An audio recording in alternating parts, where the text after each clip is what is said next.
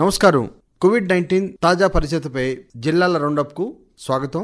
మనం ఎప్పటికప్పుడు జిల్లాల్లో తాజా కరోనా పరిస్థితిని తెలుసుకుంటున్నాం. అలాగే అక్కడ ఇతర కార్యకలాపాల గురించి కూడా మనం ఎప్పటికప్పుడు సమాచారం తెలుసుకుంటున్నాం. హైదరాబాద్ జిల్లాలో కరోనా పరిస్థితి ఎలా ఉన్నాయి, ఆర్థిక, వ్యాపార, వాణిజ్య కార్యకలాపాలు ఎలా సాగుతున్నాయి, ప్రభుత్వ చర్యలు ఏ విధంగా ఉన్నాయో మనం తెలుసుకుందాం. మన ప్రతినిధి సురేష్ ధర్మపురి గారు అందుబాటులో ఉన్నారు. నమస్కారం. నమస్కారం అండి. హైదరాబాద్ జిల్లాలో తాజా కరోనా పరిస్థితి ఎలా ఉందండి?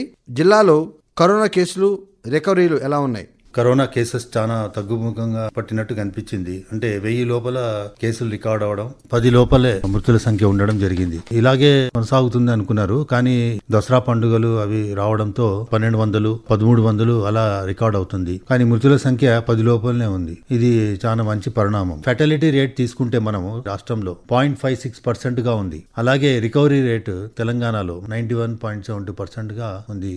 మరి ఇటీవల జిల్లాలో వరదలకు అనేక ప్రాంతాలు, కాలనీలు నీట మునిగాయి కదండి. ఇళ్ళు, ఆస్తులు కూడా బాగా దెబ్బతిన్నాయి. మరి వారికి ప్రభుత్వం ఏ విధంగా సహాయపడుతోంది?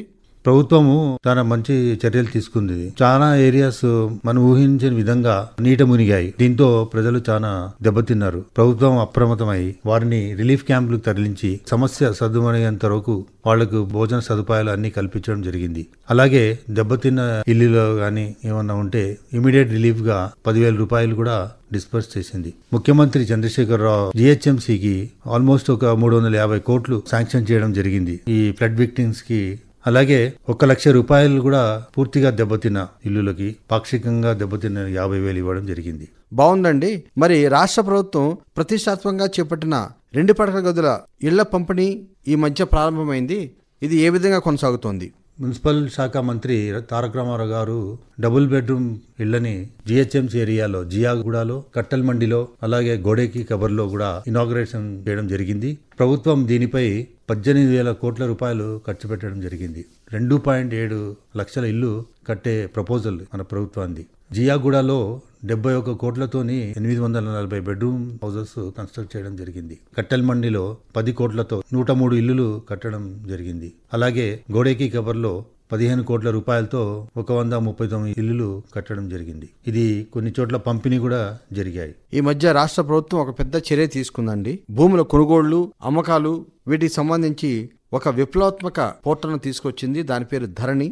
ఈ ధరణి పోర్టల్ ఈ మధ్య ముఖ్యమంత్రి చేత ప్రారంభించబడింది కదండి. మరి ఇప్పుడు దాని వినియోగం ఎలాగుంది? విప్లవాత్మకమైన system revenue and registration department లో. ఎందుకంటే ఇక్కడ హ్యూమన్ ఇన్వాల్వ్మెంట్ తక్కువై డిజిటలైజ్డ్ అయినాయి అన్ని ల్యాండ్ రికార్డ్స్. కొన్ని నెలల ముందు చూసుకుంటే మనం ఎన్నో కేసులు చూసాం. మనం భూమి కోసం గానీ, రిజిస్ట్రేషన్ కోసం గానీ, రైతులు చనిపోవడం, ఇలాంటి కేసులు చూసాం. ఎంఆర్ఓల మీద దాడి. ఈ ధరణి పోర్టల్ ఇవన్నీ అరికడుతుంది.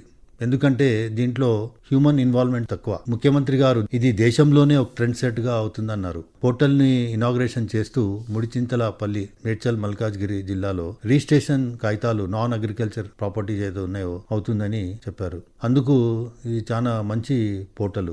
దేశంలో ఇది మొట్టమొదటిసారి మన తెలంగాణ రాష్ట్రంలో ప్రారంభమైంది. ఇక్కడ అవినీతి కూడా స్కోప్ లేదు. ఎందుకంటే అంతా ఇది కంప్యూటర్ మీదనే రిజిస్ట్రేషన్ చేయడం కానీ, మ్యూటేషన్ చేయడం కానీ జరుగుతుంది. మరో కొత్త విషయం ఈ మధ్య ప్రభుత్వం తీసుకొచ్చింది. అది ఏంటంటే తాజా ఎలక్ట్రిక్ వాహనాల విధానం. దీని గురించి మీ దగ్గర ఉన్న వివరాలు ఏమో చెప్తారా?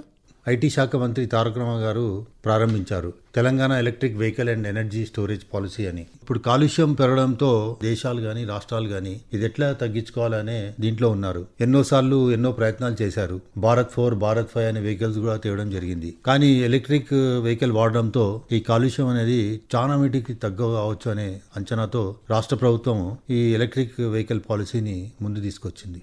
హైదరాబాద్ జిల్లాకు సంబంధించి తాజా కరోనా పరిస్థితిని, తర్వాత ఇతర విషయాలు తెలియజేసినందుకు ధన్యవాదాలండి సురేష్ గారు. అదండి హైదరాబాద్ జిల్లాలో తాజా కరోనా పరిస్థితి, తదితర విషయాలు. మరి మరో రోజు మరో జిల్లాలో పర్యటిద్దాం. అంతవరకు సెలవు. నమస్కారం.